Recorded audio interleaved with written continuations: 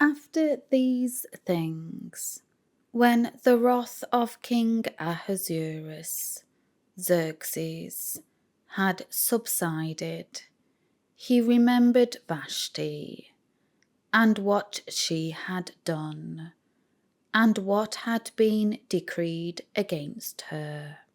Then the king's attendants, who served him, said, "Let beautiful young virgins be sought for the king.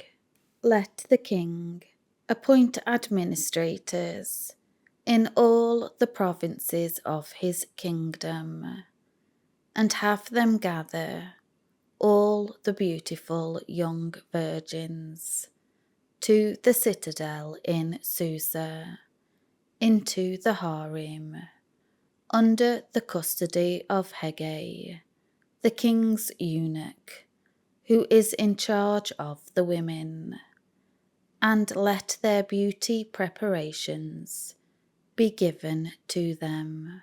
Then let the young woman who pleases the king be queen in place of Vashti."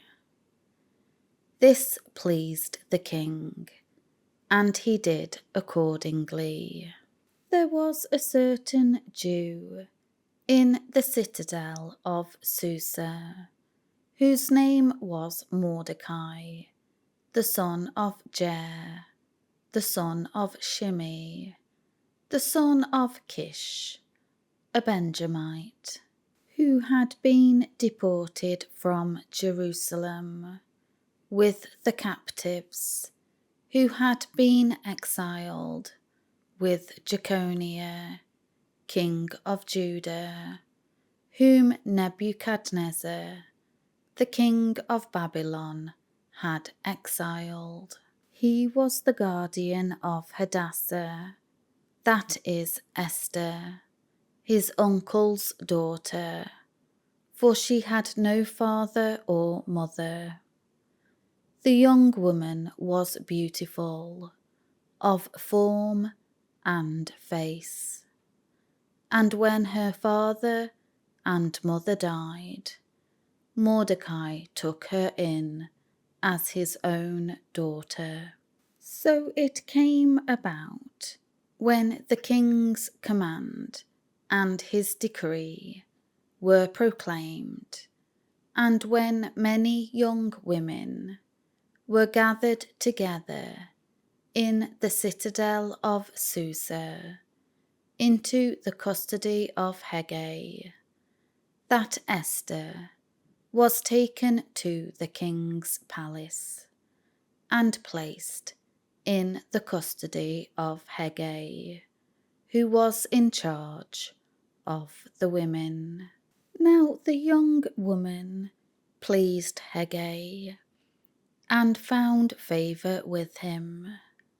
So he quickly provided her with beauty preparations and her portion of food.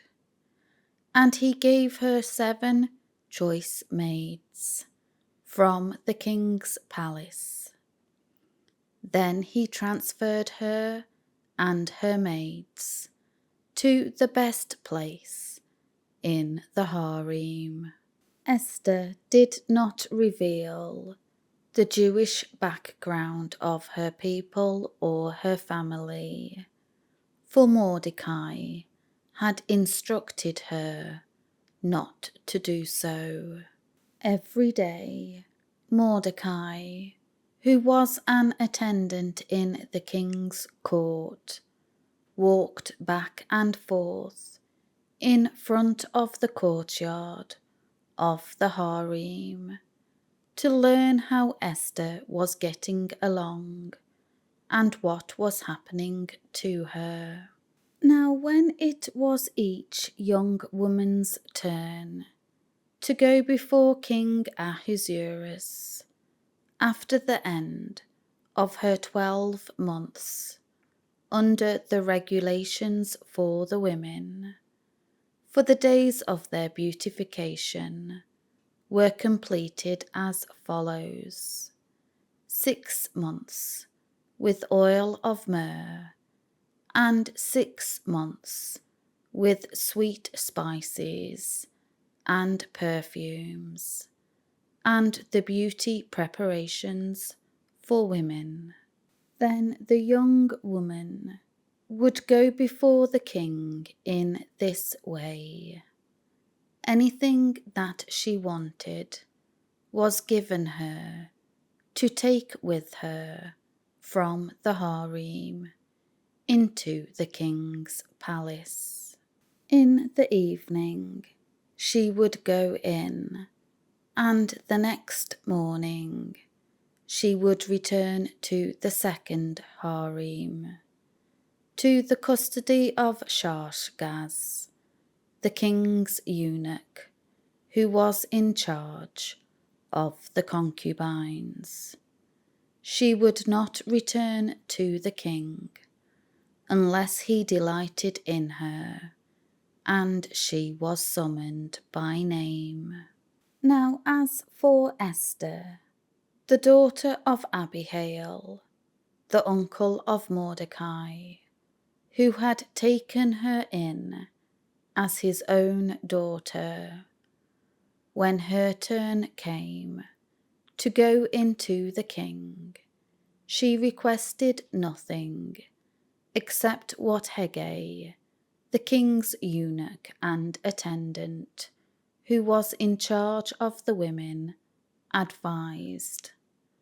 And Esther found favour in the sight of all who saw her.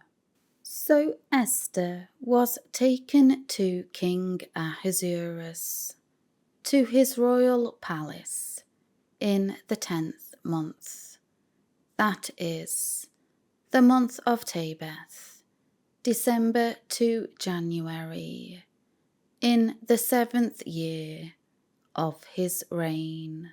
Now the king loved Esther more than all the other women, and she found favour and kindness with him more than all the other virgins, so that he set the royal crown on her head and made her queen in the place of Vashti. Then the king held a great banquet, Esther's banquet, for all his officials and his servants, and he made a festival for the provinces and gave gifts in accordance with the resources of the king. And when the virgins were gathered together the second time, Mordecai was sitting at the king's gate.